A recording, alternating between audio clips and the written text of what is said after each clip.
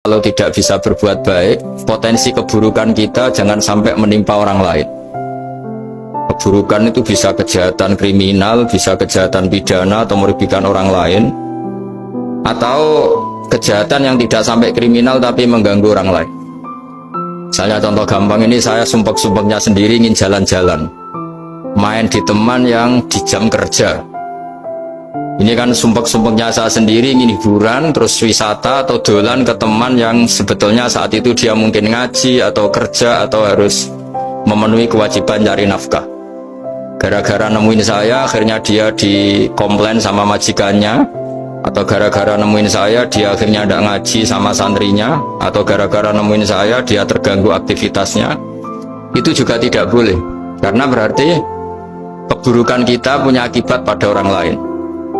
Jadi kaidah dalam Islam itu kalau tidak berbuat baik, potensi keburukan kita ini jangan sampai menimpa orang lain. Sehingga di sini Islam menyarankan uzlah. Uzlah itu nyepi. Jadi misalnya kita baru penat, baru bawaannya itu emosi, baru gak suka kumpul orang, itu ya sebaiknya jangan jalan-jalan. Karena di antara kebaikan Islam itu tabassum, senyum, atau talqatu wajhin, ceria.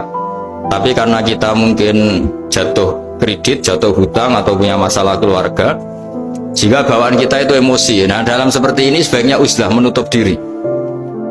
Sehingga kata Rasulullah SAW, dalam zaman akhir di antara kebaikan itu kamu meninggalkan manusia, aktivitasnya, kemudian watada'un nas min syarrik, kamu meninggalkan manusia supaya nggak kena keburukan kamu.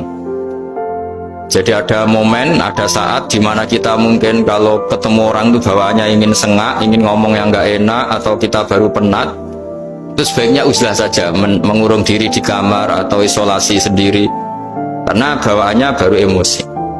Nah, ini yang jarang dipraktekkan. Kalau sekarang malah banyak yang saat susah, malah bawaannya ingin namam, ingin menvonis orang lain atau ngadili orang lain.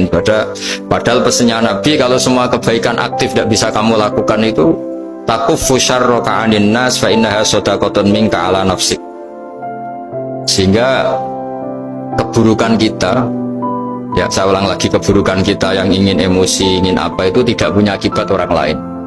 Di sini kearifannya Rasulullah SAW, beliau masyhur ngendikan, layak dilqodi wa ghadban. Jangan sampai seorang hakim bikin keputusan ketika emosi, karena bawaannya orang emosi itu pasti nggak terkontrol intelektualnya, nggak terkontrol nuraninya, nggak terkontrol semua sifat baiknya. Itu kalau punya keputusan bahaya sekali. Jika Nabi dari awal ngendikan layak dilqodi wa ghadban, orang yang sedang emosi tinggi jangan bikin keputusan penting. Kemudian oleh ulama diteruskan juga jangan bikin keputusan penting orang yang sangat lapar, atau yang sangat kenyang, atau yang sangat ngantuk, atau yang super sibuk. Jadi hal-hal yang potensi buruk dalam mengambil keputusan itu harus ditinggalkan.